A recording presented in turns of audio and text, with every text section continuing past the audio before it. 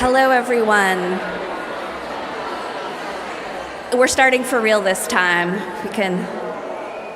Thank you. Welcome to Brookline Booksmith's Author Event Series, tonight hosted at the beautiful All Saints Parish. Many thanks for sharing your beautiful space. My name is Megan. I'm the events director at the Booksmith. I will introduce our fabulous author and moderator momentarily, but I have a few housekeeping details to share. As you've probably already seen, everyone has a Talk to Me card on your seat, around your seat. There are more in the back, and some pencils should be in a cup in your general vicinity. Share with your neighbors. You can write any messages or doodle any doodles that you'd like to share with V.E. Schwab on that card, and there is a basket near the doors out back where you can return all of those things to us on your way out. You will also find some of my colleagues at a table with a lot of books at the back of the sanctuary space if you'd like to purchase some signed books on your way out. Also, this event is being live streamed. Hello to the internet. If you don't want to appear on the live stream, give the cameras there and there a wide berth. They're focused very much on the stage, so no one will see you. It is truly lovely to have Jodie Picoult here as moderator this evening.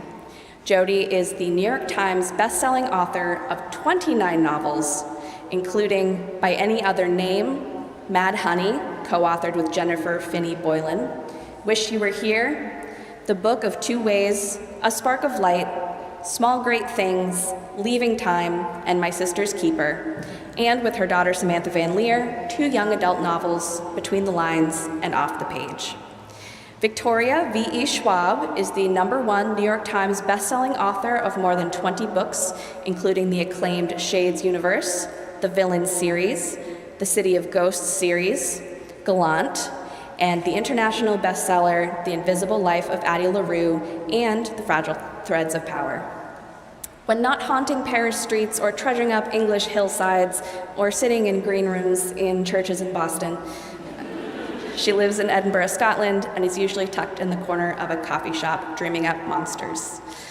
Congratulations are in order, not just for Victoria, not just for writing this fantastic book, but for hitting #1 on the New York Times bestseller list this week.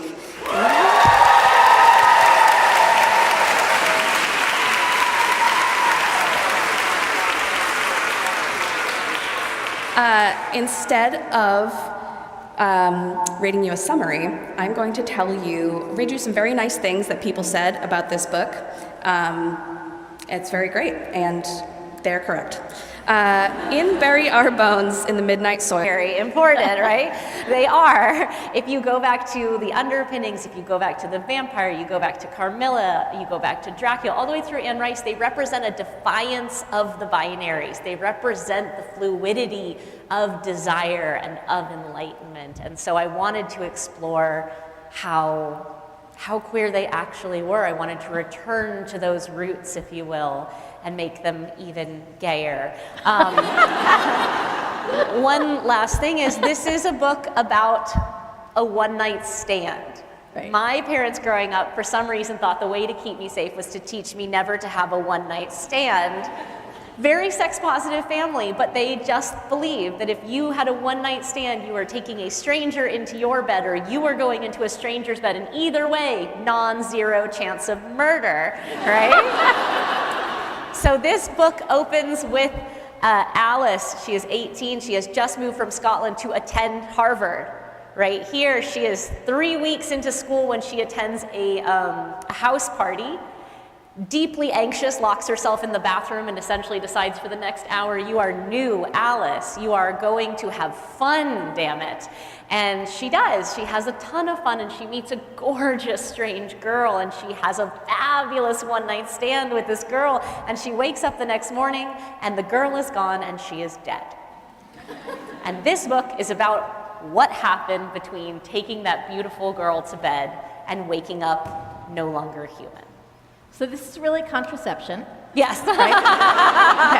Okay. So was that the origin for the book, or was there more to it?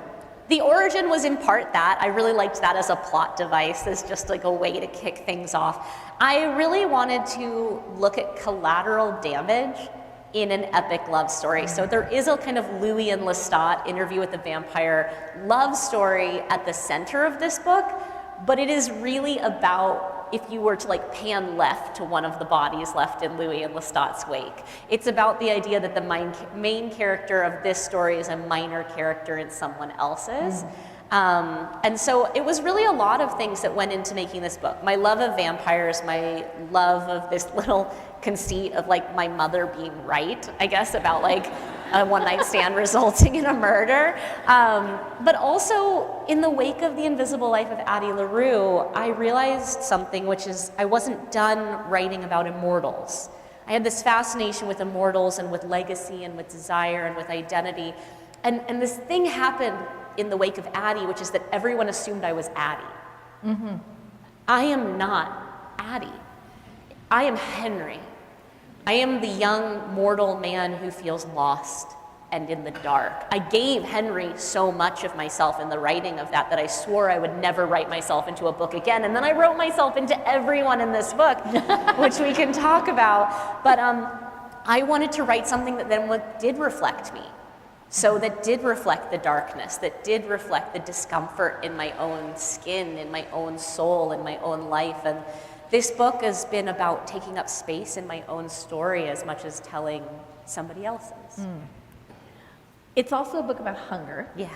But it's not just for blood, it's also for power, for recognition, for visibility. Yeah. Can you talk a little about that? Yeah, I mean, there is like women especially, queer women, queer humans, anyone really at the margins and not in the default center is told exactly how much or how little they are allowed to want, right? And an example I like to give is like when I was working on this, people said, oh, but we already have Carmilla. As if that was a meal and not a crumb, right? Yeah. Like nobody was watching Vampire Diaries and being like, oh, but we already have Dracula. But it's amazing how certain representations were supposed to be satisfied with just the meagerest crumb. Carmilla is a wonderful crumb, but go back and read it. That is not a full meal, right? That is an amuse-bouche at the beginning. And so I wanted to look at like specifically what women or femme-presenting people are encouraged to want, right? Like how do we couch ambition and hunger and desire when it's wrapped in a feminine form, right? How do we subjugate it? I also really wanted to look at violence. Do not mistake this for a gentle book. This is a very violent book, as all vampire stories are, but I was thinking about the fact that there is a violence to moving through this world in certain bodies. Certain bodies, by virtue of their very existence, seem to invite and incite violence, right? Brown bodies, queer bodies, women's bodies, a lot of bodies these days, it seems. You cannot exit your house without immediately becoming prey to societal violence. And so when I was thinking about a vampire, I was thinking about truly the greatest form of liberation I could think of, which was freedom from fear of the violence of existing in that world, right? There's a moment in this book, and by the way, this entire chat, spoiler-free. So if I say something, please know it is something I would tell you very happily, knowing you have not read the book before. There's a moment in this book where Alice, newly a vampire, needs to eat somebody. As you do, right? As you do. She's hungry. And she, in order to find a meal, she puts herself in a position that historically would have been extremely dangerous for a young woman. The kind of situation she is warned against her entire life, right? Don't dress a certain way, don't look a certain way, don't act a certain way. We've all heard it. Text me when you get home, right? We've all heard about what happens when you go out into the world in certain ways. And as this situation takes place, she has that moment of instantaneous, automatic fear because it's how she's been trained. Oh no, I am in danger. And then she has the radical realization, oh, I don't need to be afraid. They do. And I cannot tell you how empowering I found the idea of, by making these women monstrous, I let them become predators instead of prey. And that was the greatest gift that I could give them. And when you say monstrous, it's because they don't fit society's conventions. Oh, they break out of it. Completely, they absolutely break out of it. I mean, they break out of it in the queer sense. They break out of like the societal expectations of playing straight, of remaining closeted, of becoming small, right? Of taking up less space. They defy them with their hunger and with their mission. And their hunger and their monstrosity is what allows them to defy those rules without fear, to exist outside of society. And if you think about a vampiric deal, it has a lot of similarities with a queer coming out story already. There is a death of your past self. Even if it's a death of your past self so that you can live a more authentic life. We grieve for the selves that we have to leave behind. We do, we lose people. We grieve years that we didn't live authentically. There is a sense of loss and departure. But this is also about the empowerment that comes with stepping into that new life and not being afraid to take what you want as well as what you need. So I have so many follow-ups to that. I don't even know where to go. Sabine is, I would say, the central character. She's our big bad. Right. She's kind of like the sun that everyone's orbiting around. Yes. Without her, there's nothing else. Yes. She's definitely feral. Yes. And she's always, I think the defining trait of her is that she's always trying to get free. Yes. And when we meet her, she is about as boxed in as you can be because she's historical. I think it's the 1500s. Yeah, 1500s right? Spain, right. Along the pilgrimage route. Yeah, not the best time to be a young woman. No, terrible right. time to be a woman. Right. And so I kind of want to dive in a little bit more about how women are treated differently from men, not just for Sabine, but for Charlotte and for Alice, the other two women in this triumvirate. And also how freedom in particular ties in for you to queerness and authenticity. Absolutely. I mean, we call it a closet, right? Like it's a small boxed in space. It's not it's not a garden. It's not an open field by nature. By definition, it is a hiding, concealing, forced space. And yeah, the thing about Sabine is that she's our oldest character, and at the time, she doesn't actually know that she's a lesbian. She just knows that she's unhappy with the way of things. And so we watch a systematic step-by-step searching of Sabine for her own freedom. And when she thinks at first is that freedom is a wealthy husband who can take her out of this village. But then when she gets that, she realizes that's just one prison for one prison, right? She's still unhappy. So then freedom begins to look differently, and she starts to realize that she's craving a much larger scale of freedom, something that she is not by nature of her birth entitled to, right? She will always be, she becomes a viscountess. She steps up in the world, and yet she is a vessel for her husband to make an heir. He truly, from the moment of their marriage, that is his fixation. And that is like down to the idea of pleasure. Like at one point when she is trying to find pleasure early on in their marriage, because she is not happy with that, like she is not enjoying herself, she says essentially, you seem to be really enjoying yourself. What about my pleasure? To which her husband laughs and says, your pleasure has nothing to do with it. Which is very historically accurate to how feminine pleasure was seen. Charlotte is Bridgerton era England, okay? And Charlotte knows that she is gay. And her family figures it out and essentially sends her to London to learn how to play straight. But one of the conversations she has with her older brother before she goes is that he's not marrying anyone. Why does she have to marry someone? And he essentially lays it out for her. The rules are different for men and women in this world. The rules for freedom, for happiness, for satisfaction. You should always be satisfied with less. Yeah. Be satisfied with a smaller life. Be satisfied with the domesticity of it. Be satisfied making the man's life better, making your husband's life better. So these women have no interest in these things and are essentially seeking an emergency exit, right? They are seeking some way out. And I also, when I talk about toxicity, I want to be very specific. The toxicity is about the power that certain people have on us, especially within the queer community. When you are a young queer, and I don't mean young in terms of age, it can be in terms of your own journey, the first person who comes into your life and says, I see you, not for the person you're pretending to be, but for the person you actually are, that individual, that mentor figure, has so much power over you. And in a good experience, it's love. And in a bad experience, it's not, right? So someone comes into Sabine's life and says, I see you, I can give you a better life, follow me. And of course, we follow. Sabine then enters Charlotte's life and says, I see you, I love you, follow me. And we follow along. It's this kind of handoff. And it's like, I think of this interaction in The Invisible Life of Addie LaRue that really informed the entire dynamic of this book, which is Addie LaRue and Luke, or the devil, really an old god, have a situationship, right, of 300 years. It's messy. And at their most romantic, Addie says to Luke, if you loved me, you would let me go. Mm-hmm.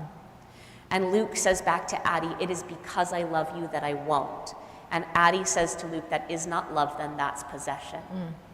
And that is kind of the concept of like when the person comes into your life and offers you freedom with them, freedom, companionship, family, when it's good, it's love. And when it's bad, it's possession. I kind of want to take notes on this, right? It's amazing. God, I'm like sitting here thinking, oh my God, I want to put that into a book. Just messy people. So these concepts that you're talking about women who are hungry and living in a world that won't give them freedom, and the same parallel with the queer community, that is a very political statement. It is, of course. I am constantly being told to be less political in my writing. So, I mean, do you think that writing is political? Of course it is. Yes, that's the right answer. Art has always been and will always be political because the artists' lives have always been and will always be political. You cannot make art without the context of artists. Right. And the fact is, like, we live in a world that is demanding that we be political. Do I sometimes wish I could be less political? Do I sometimes wish I could be more escapist? Of course. So does everyone.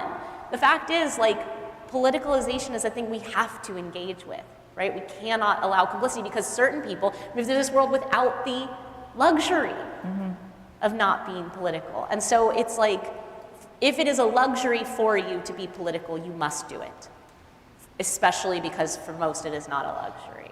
Yeah, I think all art is and should be political. You'll take your, like, people will use an example and they'll take like an epic fantasy novel or a sci-fi, and I'm like, if you don't think those are political works, right. I don't know what you're reading. You're missing something. Like, you need to go back to school. Right. Like, reading comprehension's very key here. Like, even if this hadn't been a book about 3 lesbian women, the vampirism would have stood in for that. Mm-hmm. And I say that because there's a segment of my career where things stood in. Mm-hmm. I did not come out till I was 27. And my first book was published when I was 22. You can literally watch my coming out process across 25 books. And I am figuring it out on the page. And I want to be very clear, I was not in the closet for 26 and a half years. At 26, I was like, am I bad at being straight? Like, I had fallen in love with 4 best friends, all girls at that point, and still thought I was straight because opacity is a wild thing when it comes to ourselves.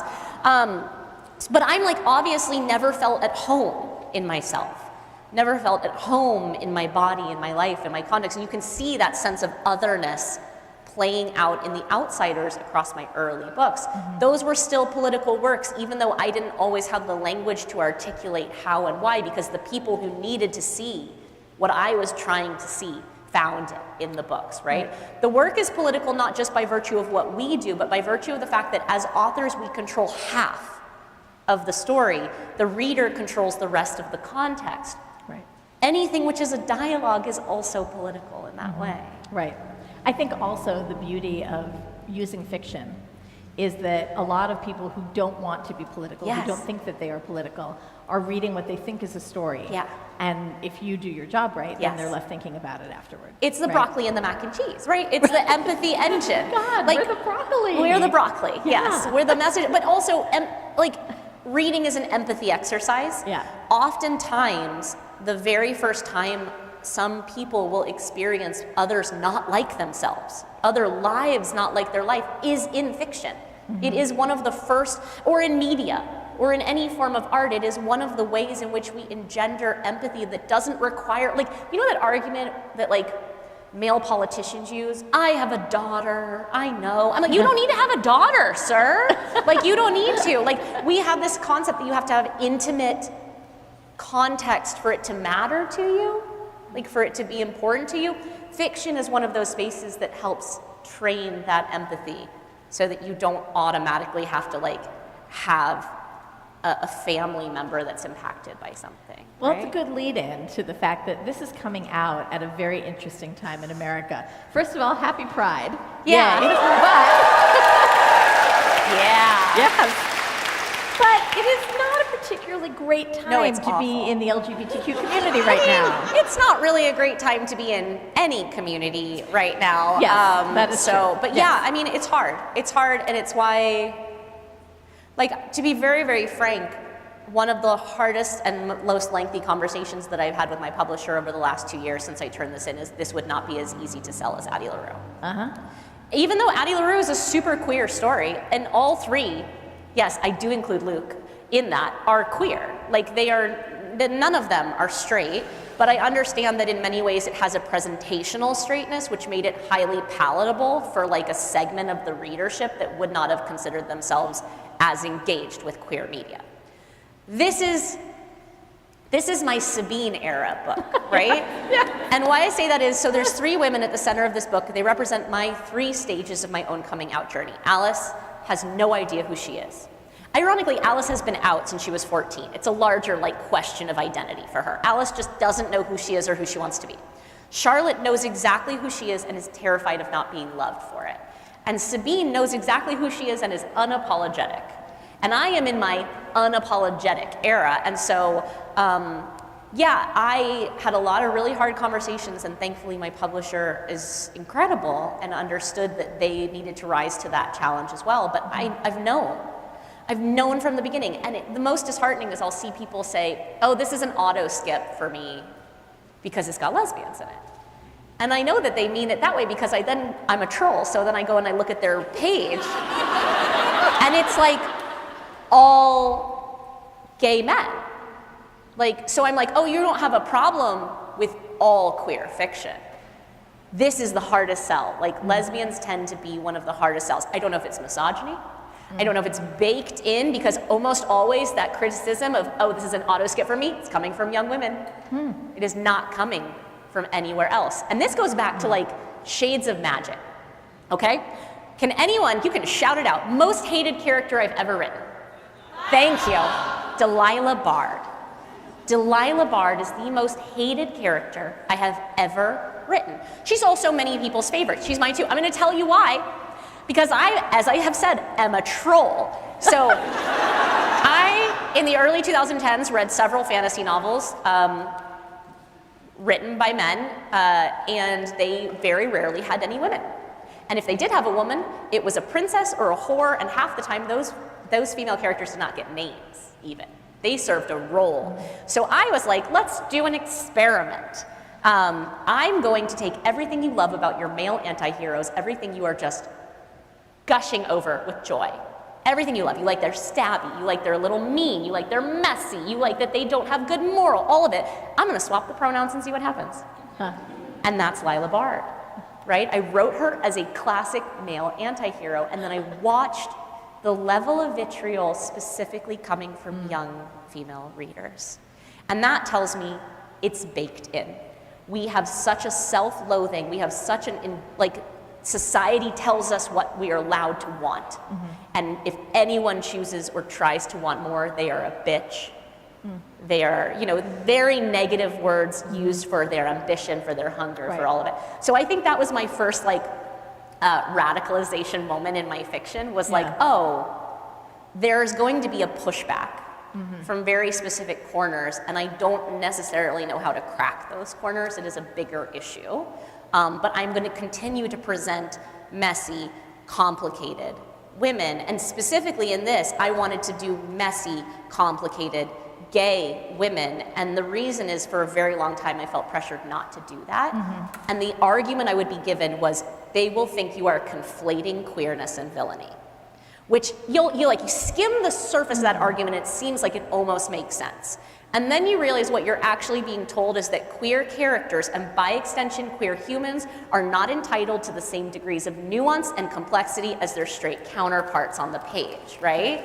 You are being told, God forbid you put them on paper if you are not mining pain, if you are not mining trauma, or if you're not putting them on a pedestal. And so I transmuted Addie LaRue's success into, oh, we're doing this, right? I went to Tor and I was like, hey, Tor, you've been so good to me. Did you like Addie that made you so much money? Yay, yay, yay. I was like, I did. I was like, I have another standalone novel for you, yay. It's about immortals, yay. And they're like, great, what's the plot? And I was like, toxic lesbian vampires. And to the publisher's credit, they did not flinch. From that moment 2 years ago until now, like they basically were like, we trust you. If you write it, we will put our hearts into making it as big as it can be for you. But I am not under the illusion or the delusion that this is as easy a sell as The Invisible Life of Addie LaRue, and that breaks my heart. And yet, it did a clean sweep yes, of the charts, and the reason is not me, it's you. Because for years I was told I would never be commercially successful because I did not write things that were loud enough, mainstream enough. What they basically said is there aren't enough readers for what you write. And you have now spent the better part of the last 15 years proving them wrong. So thank you to each and every one of you for seriously. Yeah. I just really, really like that this book is #1 everywhere while Donald Trump is in office. I know. Yeah, it's such a great. massive, like, yay. It's so good. Yeah. In a church. Yeah. I love it. Yeah. Now, you've talked a little bit about Sabine and Yes. how she's not really a good person. Oh, she's a baddie. She's really bad. So one of the reasons she's so bad, though, is because of what happened to her. Yeah. We were talking about rescue dogs on the way over here and how we've had very neurotic rescue dogs. Yeah. And in a lot of ways, that's kind of what she reminds me of, someone who's going to bite no matter what. Exactly. Literally, actually, bite first, ask questions literally later. bite. Right. So to what extent do hurt people hurt people? I think, it's a huge extent. One of the main themes in this book is the idea of complicity. And like when the idea of someone has been a victim, they can still become the abuser. And it's one of the hardest things to confront and have conversations with, especially within the queer community, which is that like, it's not a shield against problematic behavior. What I will say about Sabine though, is she's a little bit of a test for me, because I have this theory, right, about relatability. Likeability is bullshit. Likeability is such a weird little word that we use and we weaponize it. What we really mean is relatability, which is that in order for us to connect with characters, we need to be able to understand why they do what they do. The what does not matter. I learned that. I tested that with Vicious. I was like, can I take two really terrible dudes doing really terrible things and make you root for one? And the answer is yes. And the reason is why. We connect with not what people do, but why they do it. So for a very, very long time, for 24 books, I've been like, you must be able to empathize. You must be able to like or support or understand this character. And it's not that I think you don't need to do those things with Sabine, but I have found a caveat to my whole argument of empathy. Catharsis. Catharsis is when we get to live vicariously through a character doing bad things and it makes us feel good. And I think there's a lot of catharsis in this book of like, I look at Villanelle from Killing Eve and I think she's a really great example of just delighted catharsis, right? Terrible person. Really arguably terrible person. Sure, some notes of backstory, like some notes, but on the whole, just really messing shit up for everybody, right? But it's so much fun. Like there is just, and I think that gets down to like the vampire element as well. The sheer freedom of going from being afraid to not ever having to be afraid again. Going from being the rabbit to the wolf. And I think that Sabine allows that. Sabine was the most fun to write for that reason. But I do think, I'm a very big believer that characters as they exist in their present are a result of everything which has happened in their past, just as we are as people. Right. When we build characters, we understand a lot of the crossroads in their past that inform how they exist in the present. Sabine is a deeply practical person who has always been hungry. She was hungry as a human before she was ever a vampire. She's just an insatiable person. She hungers for life. And the thing about a vampire or any supernatural entity, they just make you more you. So as a vampire, Sabine is practical, pragmatic, willing to do whatever it takes, and delightedly hungry. She doesn't have a huge amount of like emotional interiority. A great example is that like Charlotte, very early on in her vampire life, Charlotte's my Bridgerton era girl, all the feelings. And like within a day of being a vampire, she's like, what do you think, like, Are we stealing people's souls? Like when we feed from people, what exactly are we taking and what does it matter and what are the ramifications on our souls? And Sabine is like, I have no idea. It has literally in 200 years not occurred to her. She's just hungry, right? Sometimes we're just hungry. We're allowed to want without the backstory of trauma, right? We're allowed to be strong without the backstory of being broken. Sometimes we're just hungry.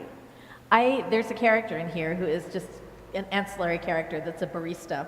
Oh, yes. And, right, in this coffee shop called Whitethorn Black Roast, and the barista has like a bob and these cool librarian glasses, and I'm like, oh, wow, that's so cool. Victoria wrote herself into the book. and then I read that you actually identify with Sabine, and I'm like, wow, should I be scared? Yes, I am all of them. That is the problem. I am the head, the heart, and the hunger, which is how I kind of separate these three women. Alice is the head, Charlotte's the heart, Sabine's the hunger. And thankfully, I haven't put myself into all of them the way I did with Henry and Addie, where essentially it was just a one-to-one character to human transmutation, which I did not enjoy. Because it was too close. I was like, oh, fiction is meant to have a tiny bit more psychic distance for me, but I'm kind of everybody. The funny thing about you pointing out the barista is that the barista is haunted. Yeah. The barista, you notice like, this is my garden. This is the place I'm playing. Addie LaRue and Bones kind of exist in the same garden, which is this low fantasy sphere set in our world, our time, our history, basically bringing magic into our spaces. But it's not, so you met old gods, they go in the garden. You have vampires, they go in the garden. But in Ezra's coffee shop, you meet a couple other things that grow in the garden. The barista hears dead people all the time. The barista is a medium. And what I love about that is I just, like in therapy, like a week ago, a week before a tour, was like, oh, I think it's just like I feel like a light possession with my characters. Like when I'm working on them, I'm just lightly possessed. By multiple people, and I was like, oh, like you're channeling. I am that character then. Like I am the barista who's just being gently possessed by, or like hounded and bothered by people all the time. They just, only I can hear them. I'm totally shifting gears. Yeah. One of the coolest things in this book is the way that you keep some vampire lore and then you like revise the rest of it. Yeah. So I'd love to hear what you chose and why. Sure. But also, I want you to talk a little bit about this concept you create that vampires, as they age, lose pieces of themselves. Yeah. And it made me think of dimension. It's exactly what it's meant to be. Oh, yeah, it's exactly what it's meant to be. A spiritual dimension. Right, and to me, like you actually just said it here, you become more yourself. Yeah. You're like who you used to be, the core of you. And I'm wondering, based on those things Sure. that you decided about vampires, what do you think makes people human? Oh, that's a dark one. Because I would say, I mean, a lot of my books deal with like kind of our darknesses, not our light. I think the hunger is what makes us human. I think like I have this conflict. I'm going to come back to the question. You might have to remind me of it because my brain does kind of circle sometimes. I have an issue with the idea of immortal apathy. And this kind of was baked into when I was first writing The Invisible Life of Addie LaRue. Addie LaRue's been alive for 300 years. And when I was first designing her as a character, I made her tired. I made her exhausted. And then I realized that doesn't actually work because in every narrative, even ones involving immortals, there's an out button. Like classically, a vampire could walk into the sun.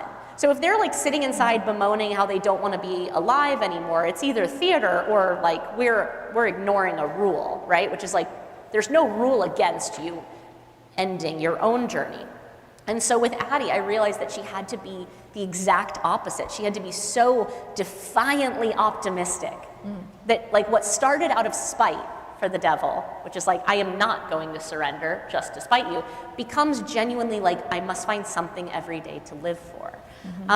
So when I was designing these vampires who kind of obey the same thing, there has to be something that propels us forward. I think the thing that propels us forward is hunger. And I say that because over time, hunger minus humanity becomes animal instinct, becomes predatory drive. And so all of my rules are logically bounded. I like to tether them in some way. So I looked at a lot of vampire lore and some of it made a lot of sense. The declaration of space and territory, right? You cannot cross this threshold. This is not yours, it's mine. That makes a logical sense to me. The idea of what a home is, what we possess. Some things seemed a little bit more arbitrary. So like sunlight, my vampires don't burst into flames, but they do get sick. because that's not their place anymore. That's a place they're not welcome. They don't get to enjoy that. Churches, consecrated spaces, consecrated earth, and like graveyards and burial plots, places which are of death, that still has power. But churches, no. One of my favorite scenes in the book is a massacre that happens in a church. It's not because of the massacre, it's because of what happens afterward. But it's just like, space has to have meaning, but I decided to kind of link all of my rule building to the idea of the heart. So the existential heart is the humanity, right? This idea of that's what withers over time, that's what decays. And the thing that I like is that that's a rule that can be very personal. So for some vampires, their humanity decays in days. For others, it decays in decades. For others, it decays in centuries. It's entirely dependent on the vampire's original attachment to their own humanity. Sabine loves the idea of losing her humanity because she thinks of it like a house being cleared out of old furniture. Like one day she walks into a room and she feels like the sofa's gone and there's more room for her to breathe. She welcomes it. But yes, the trick to that waning humanity is that, like a dementia, the characters are not always aware of when it's happening to them. And I want you to remember this as you read. This novel is told from 3 perspectives, one for each of the women. They are not reliable narrators of their stories. Right. It is on you to figure out when they become, and if they become, unreliable. But this is not an omniscient perspective. This is not my perspective. This is each of them telling a very specific piece of the whole story. And it's very important to remember that they will paint themselves differently than somebody else would paint them. So think about that. Then I wanted to make the other rule systems about the literal heart. So the heart is the only seat of weakness. The heart must be destroyed. The heart must be crushed or burned or desiccated. It's the thing that still holds them into the world of the living. And to that point, when they feed, their heart begins to beat again. And for the amount of time that they are consuming somebody else's life, they're alive again. And that gets to the idea of hunger, because I like to have a moral quandary. I like to make it ethically messy. And what my vampires start to realize is they don't really need to feed. They feel like they do. They suffer like they do. They hunger, but it is almost impossible for a vampire to starve. It would take decades of not a single drop of blood for them to starve. So knowing that, when they make the choice to still harm other people and still feed because it makes them feel alive again, they are putting their comfort over someone else's safety. So that idea of complicity is like, how do you justify? How do you rationalize?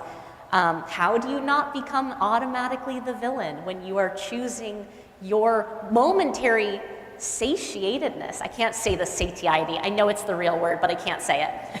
If they're choosing a moment, because the moment they stop feeding, the hunger starts again. There's no sense of like, well, 3 meals a day and they'll be great. There's nothing like that. It's just bottomless discomfort. If you read her books like I do, there are sentences that will just stop you in your tracks because they're so beautiful. So I'm going to read one. Is it life if there's never death to balance it? Or is it its brevity that makes it beautiful? So is immortality a gift or a curse? I mean, that's a great question. Well, thank you. That's why I'm that's a great question. I mean, I think it's both. I think it is absolutely both. It is in the eye of the beholder. Like, I think we can all think of things we would do with immortality. I think we can all think of ways we would live with invulnerability. But also, it is Ezra's theory that you need an end. An end is what makes you appreciate it. Also, it's like, at the end, if it's the difference between an ellipses and a period, like, at some point, the sentence loses its structure, loses its beauty. This book, I know all books are really special. Yeah. But this book is super, super special. Yeah. When I wrote my last book, I keep saying I shouldn't admit this because I am writing more books, but I feel like that book was the book I was put on this earth to write. Yeah. Do you feel that way about this book? Yeah. I think it's hard. You know, The Invisible Life of Addie LaRue took me a decade. 8 of those years I spent actively not writing it. Like, just, no, it's true, really scared. I had to really like wrangle a lot of feelings with that because I was dealing with the concept of perfectionism. I had this idea that I let live in my head for so long that it became impossible to extricate. And also, you know, an idea is perfect and a reality is imperfect, and it's really hard to negotiate as an artist when you want something to be perfect on the page and it can only be imperfect on the page. And I have since tried to trade perfectionism for purpose. I am still a perfectionist. I still want every sentence to just do exactly what I want it to do. This is a deeply imperfect book, but purpose-wise, it is exactly what I wanted. It is in so many ways a reckoning for me, not only with my own identity, but with my role in my own smallness in publishing for 15 years. And what I mean by that is, I came into adult fantasy as a young woman, not always the most welcome in that genre, and I immediately started making myself smaller to try and belong. I went by my initials. There were tables I wanted to sit at. There were authors I admired and I wanted them to take me seriously, and I tried to contort myself and change myself and size myself down in every way to fit. Shocker, they did not accept me for that. And then I came out. And I still was trying so badly to succeed at this and to be accepted and to, be able to do this thing that I then made my sexuality as small as I had made my gender. I continued to try and shrink and contort myself until I realized at one point, they were never going to accept me. If they did not accept me before, my attempted assimilation was just sucking for me. It was hurting me. It was hurting my narrative ambition. It was hurting my own sense of self. This book is so many things for me. It is not only taking up space in my own narrative, the writing of it helped me so much with my own identity, so it will always mean that to me, but it has been this reckoning with my own relationship to publishing, because this is the kind of story I wanted to tell for 25 books. And I just finally got to do it, or I got bold enough to do it, or I got brave enough, or I was able to transmute Addie into the bravery that I needed, or I simply got tired, because the very fact is, I got so tired of shrinking myself. I just decided not to do it anymore. So this book is, also I love vampires, and I wanted to write vampires for years, and everyone was like, well, it's a trend, and I was like, I don't care. I'm gonna make them super gay. I grew up on Anne Rice, and I wanted to write Gothic romanticism. I wanted to write the dark side of it again. I missed it. And at the end of the day, we write what we want to read. I wanted to read this book. I wanted to have that. And so I think in many ways, this book probably took more out of me than I would like. It's scary. It's very hard. By the time we publish a book, we're supposed to have enough time to put our armor back on. Like, we take all the armor off to write, and then we put it back on to publish. And I feel like I'm kind of caught in the hallway with my armor half on. And I'm not sure I'm ever going to get the armor on for this book. And that scares me a lot. But I think this is probably the most me book. It's unapologetic. It's unapologetically me. Yeah. So you've been very successful. Yeah. Right? Does that make you more comfortable or more terrified? Terrified. Terrified creatively. Like, I'm so happy I can pay my bills. Like, I remember the moment I made it, because I really love peanut butter. And like, the moment that I could afford the organic peanut butter, I was like, yes. Like, that was it. Like, I came into this industry at 19. My first book deal was minuscule. It was not enough to live. I was not enough to owe anybody in government any money for many years. But I just wanted the validation, and it felt like every little book was this like creeping sense. Like, you also have to understand, I was supposed to be an astrophysicist, so the parents were not pleased, right? Like, I was supposed to be an astrophysicist, and I was a poet. And I was like, okay, well, I'm never gonna make a living at poetry. I'm gonna try and figure out how to work the poetic sensibility into my prose. But yeah, I just spent so many years struggling. People always like, oh my God, you were so prolific. You wrote middle grade and YA and adult. I was like, I was trying to make ends meet. Like, I didn't want to write 3 books a year. I'm proud of all of them, but I was literally like, you will drag me from this publishing house kicking and screaming before I give up on this dream that I have. So I was doing work for hire at Scholastic. I was, like vicious. Nobody believed in that book. And it would never become a bestseller, but it would sell the same number of copies every 6 months for the last 10 years. So like, you don't have to become a bestseller. But yeah, I feel very successful and I feel very scared. And the fear at this point is not that I'll never be published again. I've gotten past that fear. The fear at this point is that I will let you down.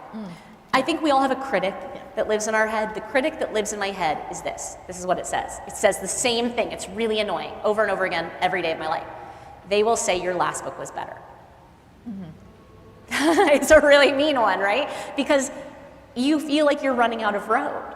Like, I'm 25 books in, you can't grow linearly. Can I tell you a secret? Please, because please. I'm older than you. Please. That what you write will not be everybody's favorite, but one of your books will be somebody's favorite. Yeah, I'm learning this. Yeah. I'm learning this, and I'm trying. Because I think the more books you write, in some ways, the more doorways for readers, but creatively, you're like, you always want to excel. You want to go further than you did the Yeah. last time, but it's okay. It's okay. You're going to get there. it's so scary. We have to hurry up. I 'cause know, I'm sorry, okay. I'm sorry. So I'm such a we've got mouthy a lot person. of questions from you, but before we do that, I have some quick answers. Okay. Okay, I'm very I excited. love a about quick these. one. So these are a bunch of quick answers. Favorite book that you've written? Bury Our Bones. Favorite book someone else has written? Count of Monte Cristo. Best fictional vampire you did not write? Lestat. Vampires or monsters? Vampires. Vampires or ghosts? Vampires. Vampires or witches? Ooh. Vampires. Because vampires can do a lot of witchy stuff normally in fiction. That's why I'm saying it. Because they're witches, but with sharper teeth.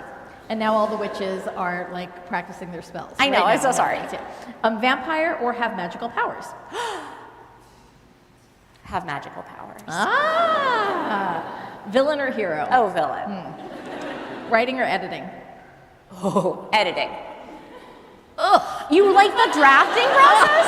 But it's so bad. It's so bad. Editing is like doing a 1,000-piece Lego. Yeah. And being told it's a battleship. You take the whole thing apart and they say, now build a skyscraper and use every single piece. Yeah, that's actually Okay, a perfect yeah, analogy. But drafting is like free fall failure. Like drafting, like you have an idea in your head and then the draft is the farthest thing from the idea in your head that the book will ever be, and then editing is the process of shrinking the gap back to the idea in your mind. No, because when you're writing it, it's like flying. No, it's never flying. It's literally like, it's like trying to dig a hole with a rusty spoon. It's like truly nightmarish. Okay, we're gonna get into this on the podcast. The book that made you want to be a writer. You said these were fast ones. That's not a fast one. Well, okay. you're supposed to answer it fast. I can't answer it fast because the author is ruined for me. Oh, okay. Well, then we all know what she's talking Yeah. about. We don't have to give her any space. Yeah. Happy Pride. Thank okay. Beginnings or endings? Endings. If you weren't a writer, you would be?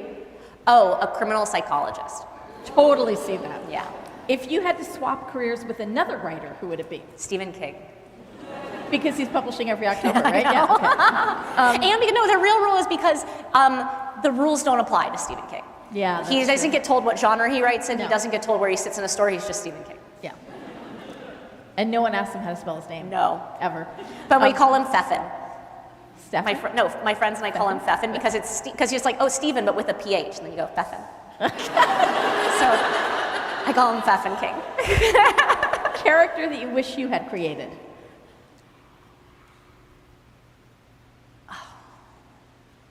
That's hard. I'm sorry. Casbrecker. Yeah. From Six of Crows. Gray London, red London, white London, or black London? Red London. Though I think I do pretty well in White London, but that's more a reflection on me. Charlotte or Addie LaRue? Addie. Good answer. America or Scotland? Scotland. Sorry. Sorry. Sorry. English breakfast or Earl Grey? Excuse me. You'll know I've been body snatched if I ever ask for Earl Grey tea.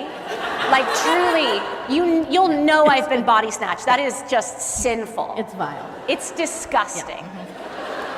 My oldest son likes it. Ew. I don't know. It tarnishes everything it touches. Plotter or pantser? Oh, plotter. Thank goodness. Worst part of book tour? The lack of sleep.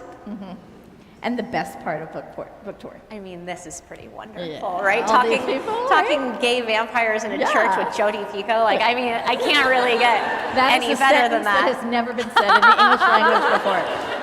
Okay, so let's get to some of the audience questions. Yeah. So from Myrrh, we want to know what other authors, books, shows, art, etc. inspired Bury Our Bones? Oh, okay, we've got obviously Anne Rice, Interview with the Vampire, but specifically The Vampire Lestat, the novel, and then Interview with the Vampire TV show, which to me is one of the most beautiful pieces of art that's been made, not only because it takes the subtext and makes it textual, subtext from the film into textual for the TV show. I think it's luscious, I think it's gorgeous. Killing Eve, which I've already mentioned. A girl walks home alone at night and the only lovers left alive for the vibes. I think those are the main ones. And Florence and the Machine. So tracks, Yeah, actually. yeah. Catherine wants to know, what is the one thing that you would tell readers before diving into this book? Oh, this is not a love story.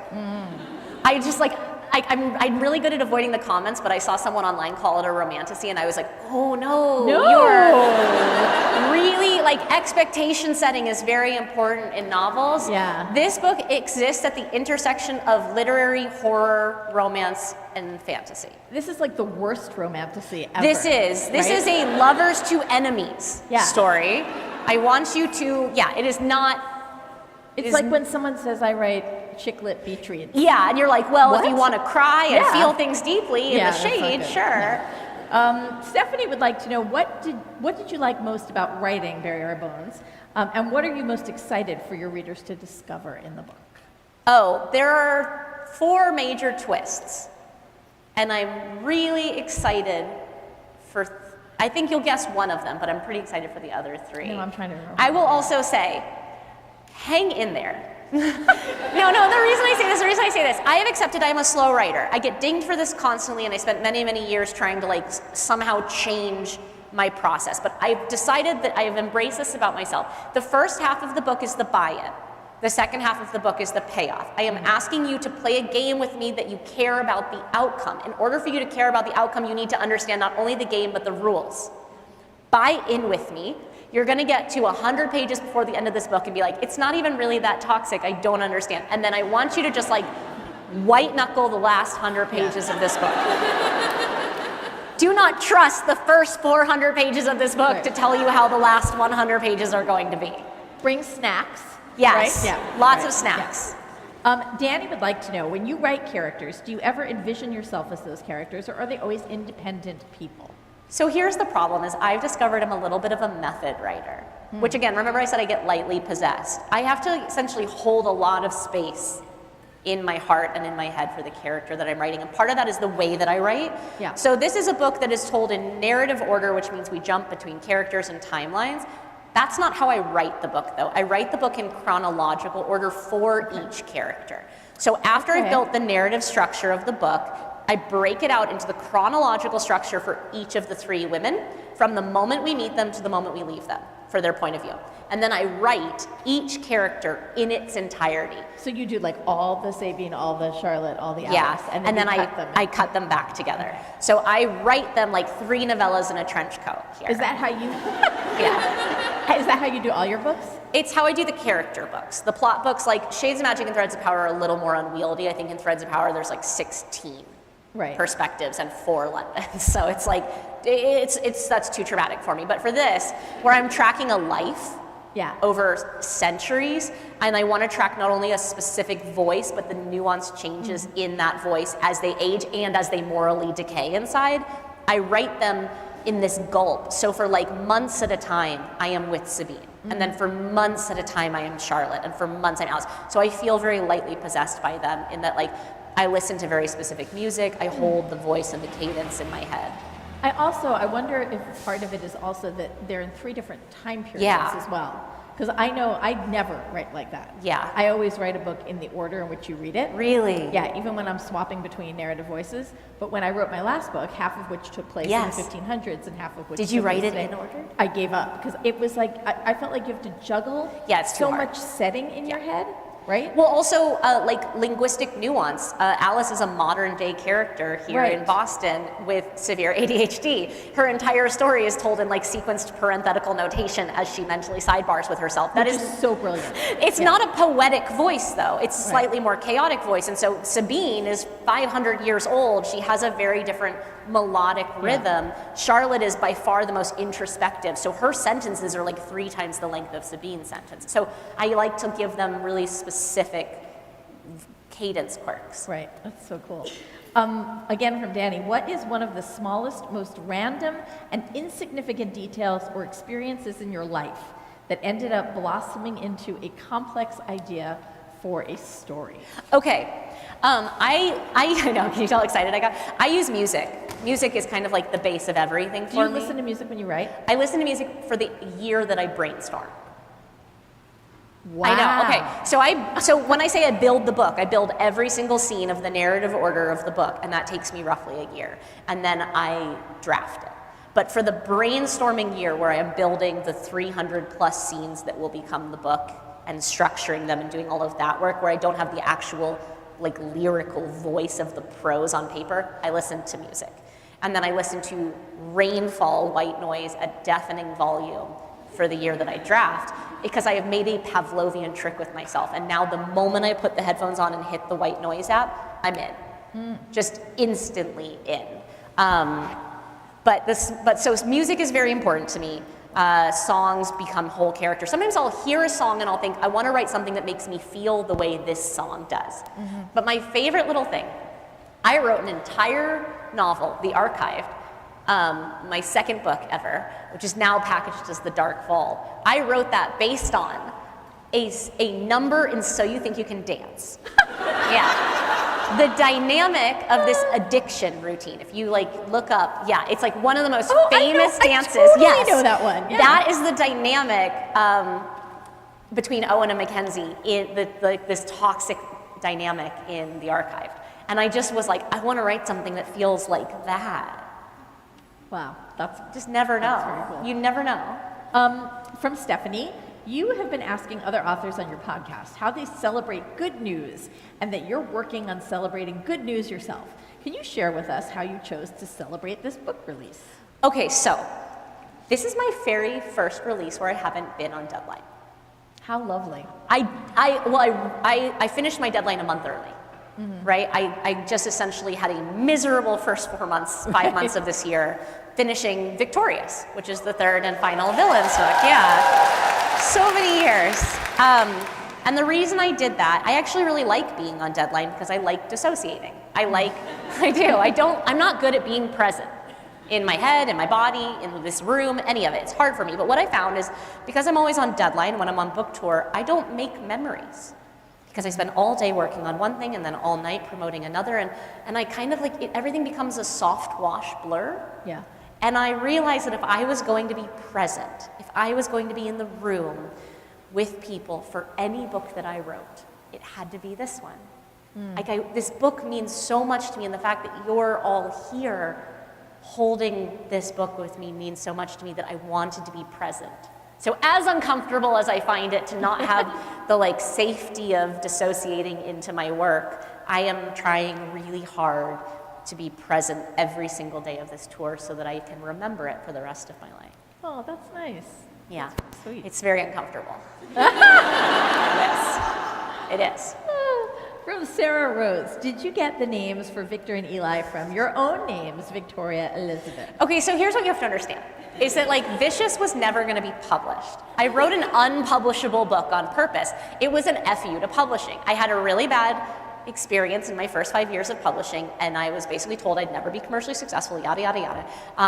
Terrible experience, and I finally was like, I'm leaving, I'm out. I'm 25, I can pivot, we're gonna find something else. But first, I'm gonna write whatever I wanna write.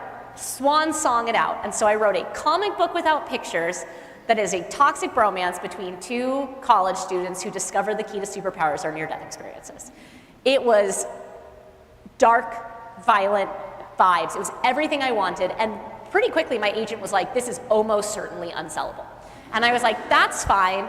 I'm going out on my own terms. So it didn't really occur to me that it was a problem that I named the two main characters after myself. Because my name is Victoria Elizabeth. And Victor was a pretty like autobiographical character for me, minus the murder. But like he really is very much me in terms of like social mimicry and the sense of distance and detachment. And yeah, so, and it wasn't until we decided I was gonna go by my initials for this book that my editor was like, what's the E stand for, by the way? And I was like, oh, it's Elizabeth. And there was this very long pause on the phone. And she was like, wait, your name is Victoria Elizabeth, and the characters in this book are Victor and Eli. And I was like, yeah. And she was like, damn it. She was, because at this point it was far too late to change anything. We had like gone to print. Like I was, and also I can't change character names. I don't know about you. I can't, once they have a character name. I literally just changed it. Oh God. How can like you last do week, that? I was like, she's not an Amy, she's a Molly. How far in? Literally, I like 100,000 words in. Yeah, and I was like, the name is like inextricably, okay, I did not have a name for the first 3 weeks of my life. My parents decided they wanted to live with me. They did. They left that part on the birth certificate blank. I so badly want to meet your parents. They're eccentric, Wow. eccentric. They live in France. Neither one of them is French, and one of them does not speak French, but they have lived there for 11 years. No, my parents were like, it's a Samantha or a Victoria, and we're not sure which. So they just vibed for 3 weeks. I am such a Victoria. Like, that's my thing. Yeah. I've never been a Vicky. I've never been a Tori. I've never been. I just had this conversation with my daughter Yeah. last night. I have a granddaughter whose name is Stevie. Oh, yeah. And she's always being referred to as a boy at the pediatrician until they open her diaper, right? And she was going to be Aurelia. Yeah. And I was like, she's so not Aurelia. She's That's such a very, Aurelia very different, right? requires, like that baby had to be born with like 4 foot long hair. You know what I mean? Like that baby, that's of a different, she was she was. born with hair? But you're right, it's a personality thing. So for me, my characters, their names are like forged into them. Well, trust me, it was not an Amy. She really is a Molly. But yeah. So you have previously discussed, this is from Adrian, how each of the characters you create contain elements of your personality. And I know you talked a lot about Sabine. What aspects of yourself are represented in the other characters in Barry Jones? I mean, so here's the thing. Alice, as I told you, she goes to this college party and she does not want to be there. But she like wants to be there. You know when you feel like everyone else around you is having fun and you're like, this should be fun, but I'm anxious. So she like steals into the bathroom and she has a really stern conversation with herself. She's like, for the next hour, old Alice is dead. It's about to be very prophetic. I'm gonna be new Alice, and new Alice is not worried. New Alice is not neurotic. New Alice is not anxious. I do this exact same thing backstage. In that I am a deep introvert. I find this entire thing absolutely terrifying, but I'm also a narcissist, so I love it, right? No, because I love sharing this space. And so I essentially am like, Victoria wants to be at home in her pajamas with takeout right now, and that's really hard. Because also, I don't know about you, but when I'm writing, my external life becomes very small. Yeah. My internal life becomes very big, but like I basically eat the same meals. I get very hyperfixated on certain things. I like work out, eat, sleep. I become regimented. Victoria, very regimented person. Does not wear hard pants, does not like this. VE has to go on tour. So I do this swap for myself backstage mentally where I think, okay, Victoria can be super uncomfortable with the idea of having to wear hard pants and speak in front of everyone right now, but VE is good at this. We're gonna be fine. And like, I realized on the first night of tour that I was like, oh my God, I am Alice. Like, I just did the exact same psychological swap. Charlotte is the one I am least like, except in the way of the like, one who has all the empathy. you know, Yeah. I'm not, you asked me like, cause obviously the list came out and we got the number ones and they were very important. You were like, oh, were you elated? And I was like, I am, but I don't know how to show that without it feeling performative for me, right? Like I hold bad feelings very loudly. I'm very good at like showing and feeling sadness, anger, grief. And good feelings, I don't quite know how to handle, and I think it's because I'm always nervous that it's like about to fall apart, right? It feels like I almost have a superstition around joy in any form that I have it. So yeah, Charlotte's the one I'm least like, except for this like desperate need to be liked, which I think, or desperate need to be loved, really. Or to find somebody that loves her authentically. I think I'm very convinced I will never find someone who loves me. I've known you for 4 seconds, but I think Charlotte is also very curious. She is. And I think that you're very curious. I am relentlessly curious. I think creatives are generally like we tend to be. I don't think all creatives are. Really? I think some like to just phone it in. Yeah. Those aren't my creatives. No, though. like those are either. boring. They're not as cool. Like yeah. I don't know. I have to be like, I got to be kept on my toes by work at all times. Yes. Like I have to have a narrative structural flourish that doesn't even exist for the reader. It's just like I want to see if I can do X. Right. And then I'm like, this is a challenge for me. Yep. Yeah, that is actually how I approach every single book. I love that. Otherwise, why would you do it? Otherwise, Yeah. you're phoning it in. How can you like grow? Because again, growth becomes non-linear. Growth becomes like roots. You want to grow in new directions with Right. every single book. And so you have to find ways to like, can I do it? Can I figure out a way to make it hard for myself? But the other thing is that the more successful you are, the less anyone puts any pressure on you to even I bother know. to edit. Yeah. But that's why I think we have to put the pressure on Totally, ourselves. And yeah. I love that like we do and readers do. I think that there's like a thing when you have a book like Addie that becomes so successful that it becomes very tempting to stay within the circumscription of the space defined by that success. Yeah. And I don't blame authors who do it because Right. it's scary. And if you can find a place that feels like, oh, readers will meet me here. But creatively, I get too bored. Yeah, yeah. How do you know what idea is the right idea to write? I mean, I have a 6-burner stove in my head. And the thing that I'm actively writing is on high heat on one of the burners. And then 5 ideas are on low heat on the other burners. And I'm continuously adding ingredients to them and making sure that they have enough depth. I do not pay attention to the shiny new idea. I make it wait. And if by the time I have moments to look at it, it is still exciting to me, it is worth exploring. But my books have a gestation period of 3 to 5 years. So like I started with this in 21. 2021. Yeah, it right in the wake of Addie. But I wouldn't write it. I outlined it in 22 and wrote it in 23 and 24. From Gabby, what is your favorite morally gray decision that one of your characters made and why? Oh, this is such a good question. This is a great question. They're all pretty questionable. Yeah. One's a spoiler, so I won't give it. It's so tempting though. I would say I kind of hinted at it, right? Alice puts herself in a position of extreme danger. She essentially entraps a questionable gentleman to Right. eat for a meal. And I think like she's anticipating that he might mean her harm. She means him harm faster, right? So like we're left in suspense about what would have gone down had she been human. Right. I think the moral questionability is just that she's like, I'm going to essentially masquerade as prey now that I'm predator to entrap a potential predator and turn them into prey. But I also don't blame her. Girls gotta eat.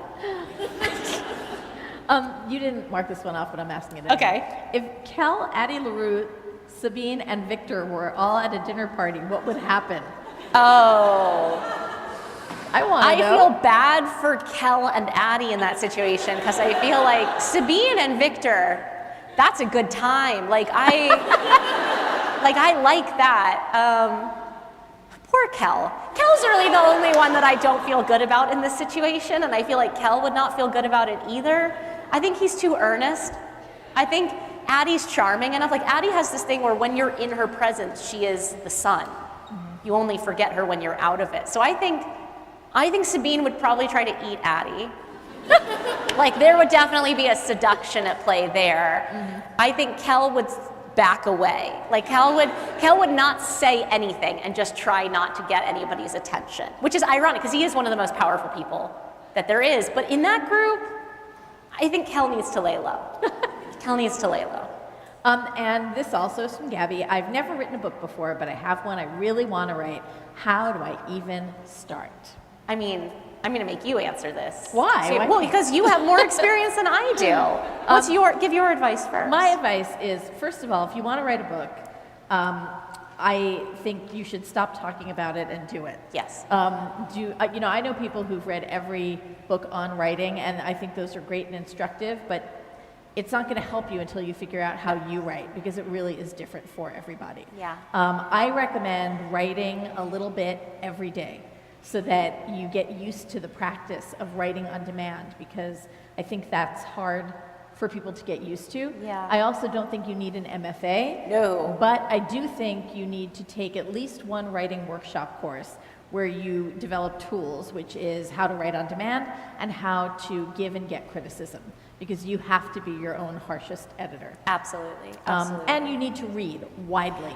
This is the thing. This is one of my 2 pieces, which is like, here's the challenge I would give to all of you, not just those of you who write. For everything that you pick up that you are confident you will enjoy, pick up something you are deeply, deeply sure that you probably won't. It's creative cross-pollination. And this is also what a library is great for. If you're like, hey, books are expensive. I'm not about to go out there and buy a ton of books that I think I won't like. Fair. Buy books that you think you will like and use the library to check out poetry, memoir, nonfiction, historic, literally everything. And it's so important for whatever you're writing. If you're a fantasy writer, you cannot only read fantasy. It is a diminishing road. You have to creatively cross-pollinate. Also, that's where ideas come from. They don't come from reading things that are already being done. They come from the intrusion of this one chapter of a nonfiction on trees and how seeds can actually wait 10,000 years before they sprout, but once they do, they get one chance, right? They come from details in the world. The other advice that I have is find an ending that excites you. The vast majority of people who want to write a novel will never start, and the vast majority of those who start will never finish. Yes. And part of that's the shiny new idea, right? That's the thing that happens 10 to 30% in, where the thing you're working on seems suddenly dull and the thing that you're not working on seems suddenly shiny. That is your brain tricking you, because what's actually happening is the thing that's now seeming dull, the shine has worn off because you're working on it, because you're getting to know it, because you're understanding it intimately. The shine must wear off for you to write it, but you get a shiny new idea and you think, oh, this sucks, I'm gonna do that instead. And I'm gonna tell you what's gonna happen. You're gonna get 10 to 30% of the way into the shiny new idea and the system will repeat, and you will never finish anything. Finding an idea that excites you will keep you from quitting on bad days, and it will motivate you on good days. And the other thing is, if you're sitting in the middle or at the beginning of an idea or a story, and you don't have an ending, you are standing at the edge of a desert wondering how far it goes. No wonder you are disheartened by the scope of the task. Writing a book is a massive undertaking. If you can find an ending, you take that desert and it becomes a football field. It's still big, but you can see the other side and you know there are steps to take to get there.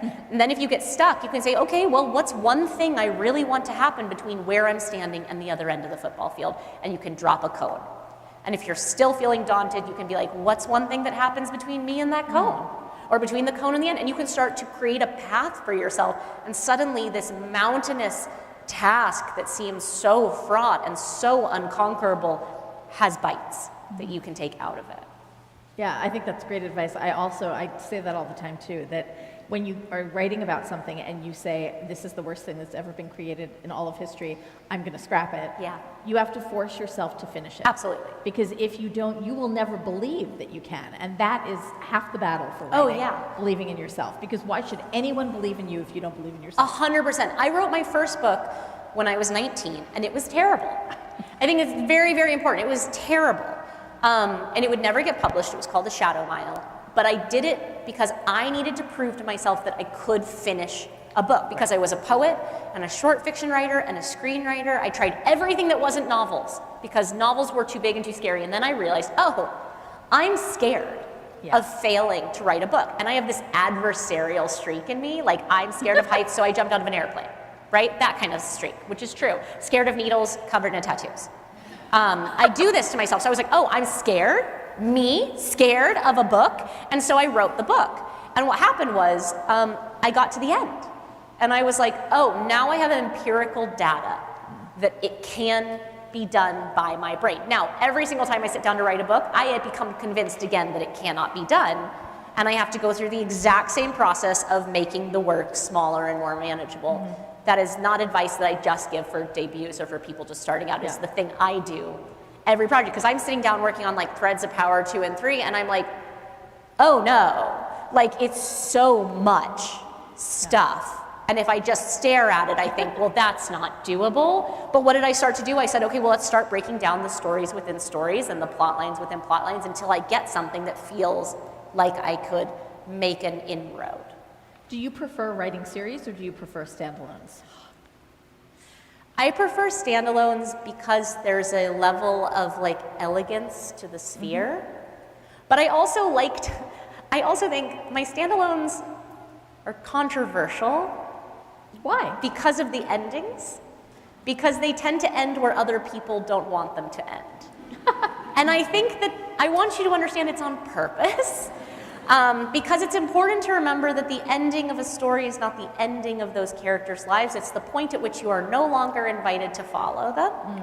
It's intentional. And also, I like that it creates an almost perfect circle with a tiny little break at the edge. I always want you to believe that there could be more, because there could be. Maybe there will be. Who knows? Or maybe there won't be, and your job is to reread it and to experience it again.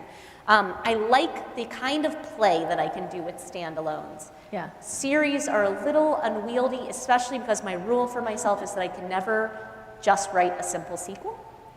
It has to be trying to do something new. The original, like Vengeful, is one of only 2 books I ever rewrote from scratch. Wow. And the hardest part about that was that the original Vengeful was not a bad book. It was the wrong story. It was a simple sequel. It carried forward only for Victor and Eli and for really nobody else.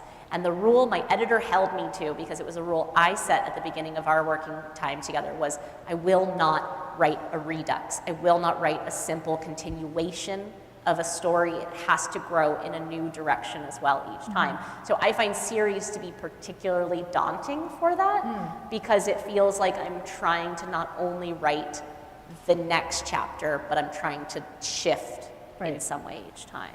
Talk a little bit about the role of the editor for you. Oh, it's huge. It's huge. And I think to your point though, you get to a point in your career where it's very easy to not be edited. And one of the reasons that I am so like passionate about the teams that I work with is that my editors hold me to account.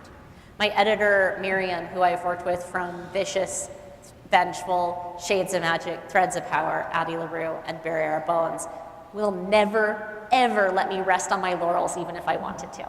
She is always pushing me. She is always saying, this could be stronger, this could be better, you are capable of more. She holds me to account. The thing that my editors do, that a good editor does, is we have a very complex conversation before I start writing about what my dream vision is for the book, what my goals are for the book.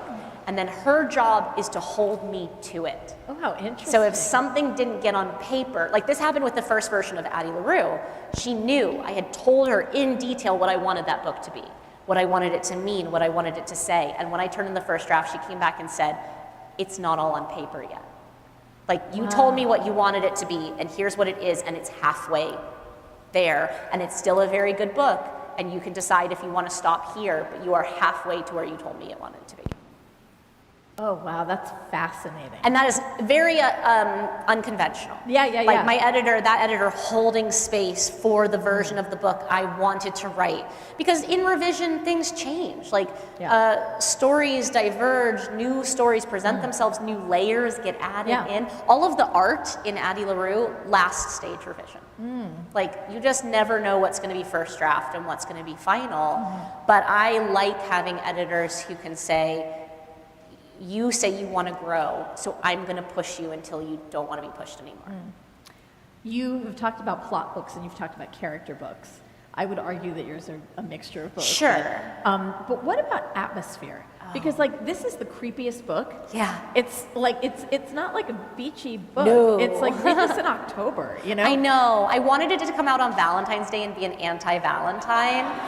And then they were like, no. And then I was like, fine, I'll take Halloween. And they were like, No, because this is a dumb publishing thing. If you want to be a Halloween book, you have to come out in July, so that you guarantee that it's like in stock everywhere for Halloween. And I was like, not a July book.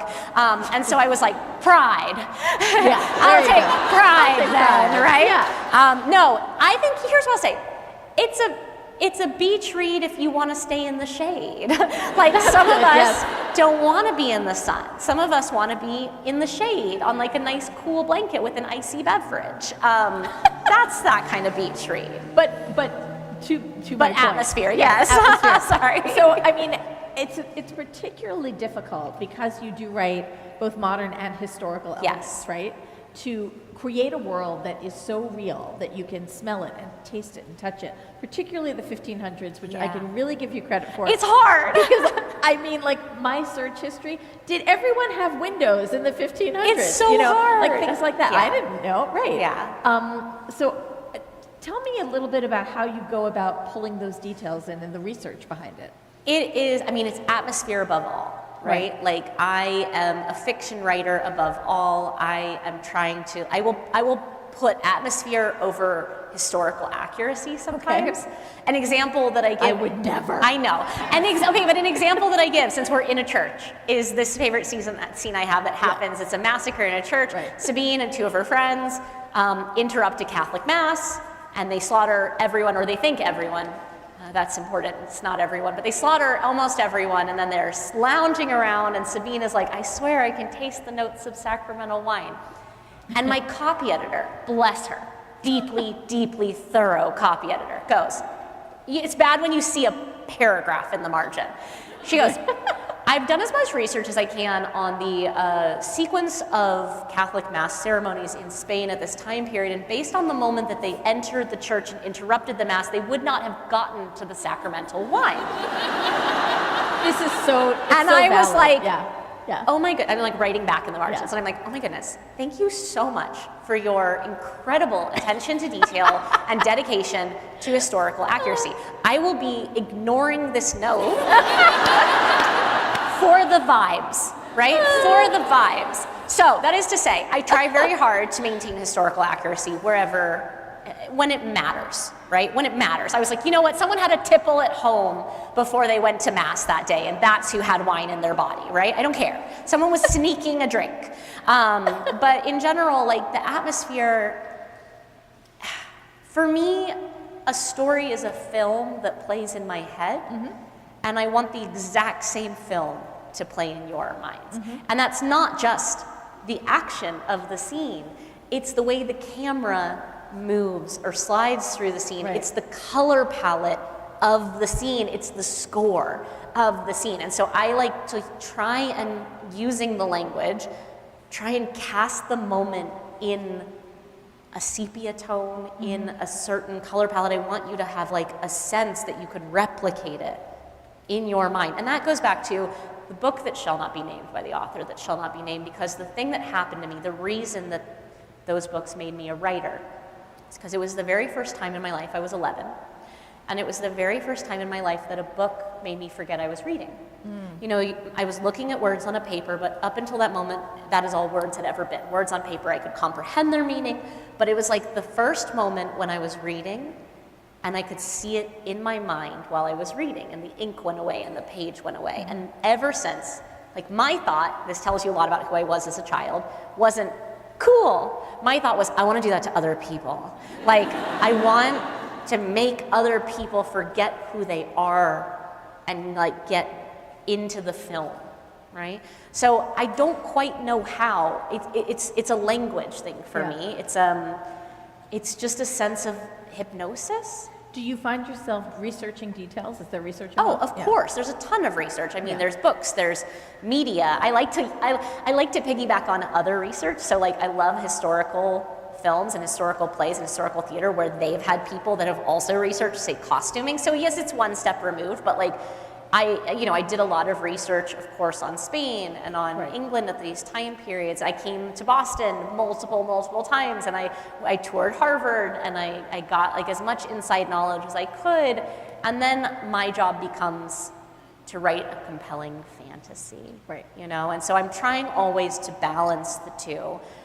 the research and the atmosphere, because atmosphere can be authentic, or it can simply have the air of authenticity. And I kind of lean toward the air of authenticity when it comes to the order of the Catholic Mass in 16th century Spain. Well, someone's going to call you out on Oh, that. I absolutely. Yeah. I'm sure. It's probably already happened. I honestly, it amazes me what readers can find in error. Yeah. Yeah. But anyway. We do our best. There's 500 years in this book. Please be patient with me. Yeah. I am not a vampire. Yes. I have one last question for you. And I have gone on more podcasts and done more interviews than I can even count, where they ask you what's a book that you wish you'd written, and Addie LaRue is one of the books that I always say. And I have had very few books in my life where I was like, I can't say that word in church. Yeah. But like, I can't believe I didn't think of this first. Oh, man. And it is, so I really hated you as much as I loved you. I know, I understand. I've had this feeling. Yeah. But it is to me all about the mark that we leave in the world when the world is constantly trying to erase us. Yeah. And legacy. What do you hope your legacy will be as a writer? Oh, yeah, just super light question to end on, Jodie. Okay, I want to haunt you a little bit. No, I mean, so I read 125 books a year. That's my goal. I do not want to read 125 books that haunt me. I want to read 115 books that are just really fun, and I want to read 10 books that slightly change my life. And when you read a book that is like, it just changes the chemistry of you a little bit, it sinks its teeth into you, it gets under your skin, it just changes you in tiny, tiny ways. It doesn't have to be revolutionary. But those are the kind of books that I want to write. And it's hard, because I want to be as popular as I can be. I want to have a larger audience, but I also understand that my books aren't for everyone. And you also have to be in the right place of your own life to read them. The greatest gift readers give me sometimes is recognizing when they're not, and pausing, and then coming back to it when they are.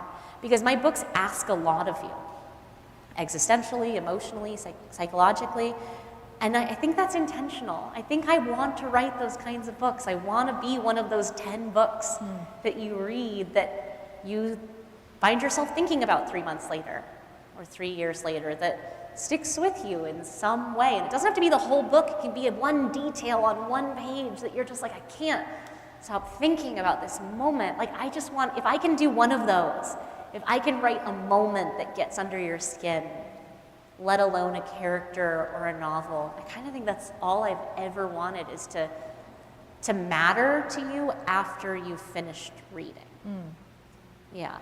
Well, I think everyone here would attest to the fact that you're doing a really good job of that. Everyone, thank you. Thank you so much. It was so amazing.